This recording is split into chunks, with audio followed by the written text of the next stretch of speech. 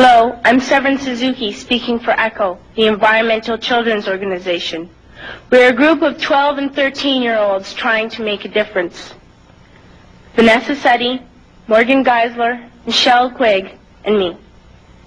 We've raised all the money to come here ourselves, to come 5,000 miles to tell you adults you must change your ways. Coming up here today, I have no hidden agenda.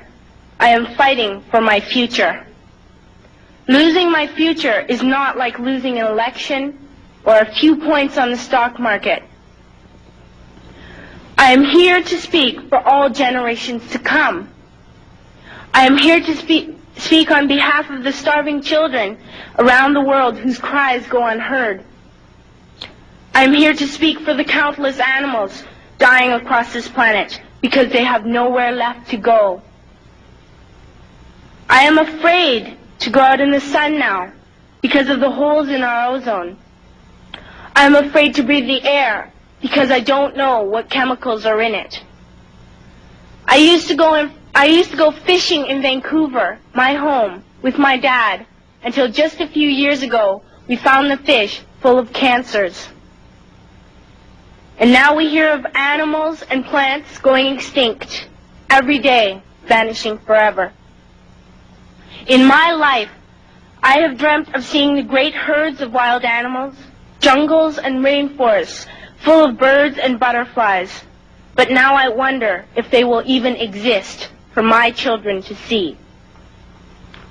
Did you have to worry of these things when you were my age? All this is happening before our eyes, and yet we act as if we have all the time we want and all the solutions.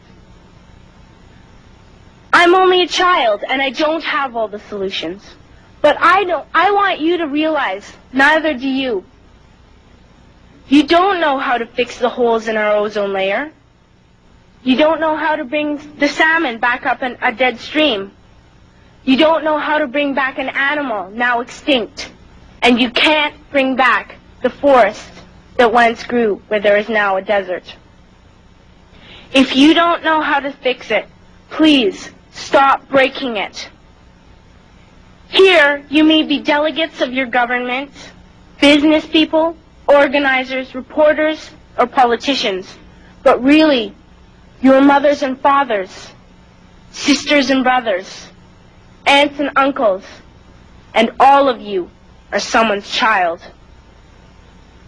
I'm only a child, yet I know we are all part of a family. 5 billion strong. In fact, 30 million species strong. And borders and governments will never change that. I'm only a child, yet I know we are all in this together and should act as one single world towards one single goal. In my anger, I am not blind, and in my fear, I am not afraid of telling the world how I feel. In my country, we make so much waste. We buy and throw away, buy and throw away, buy and throw away, and yet northern countries will not share with the needy. Even when we have more than enough, we are afraid to share. We are afraid to let go of some of our wealth. In Canada, we live the privileged life, with plenty of food, water, and shelter. We have watches, bicycles, computers, and television sets. The list could go on for 2 days.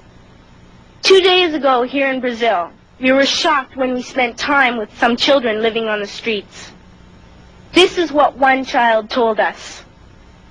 I wish I was rich.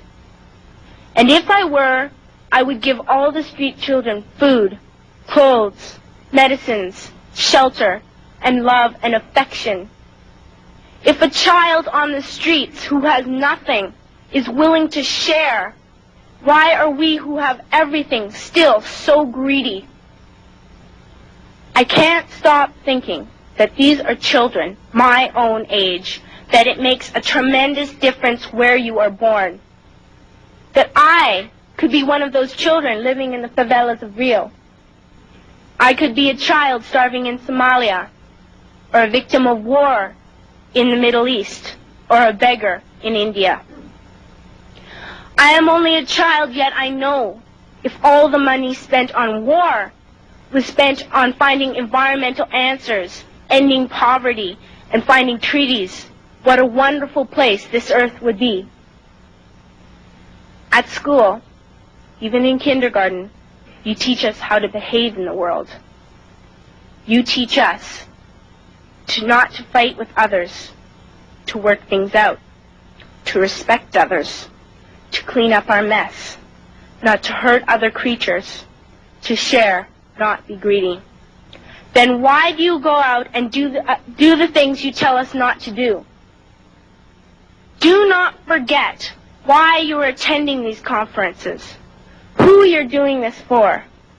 We are your own children. You are deciding what kind of a world we are growing up in. Parents should be able to comfort their children by saying, everything's going to be all right. It's not the end of the world, and we're doing the best we can. But I don't think you can say that to us anymore. Are we even on your list of priorities? My dad always says, you are what you do, not what you say. Well, what you do makes me cry at night.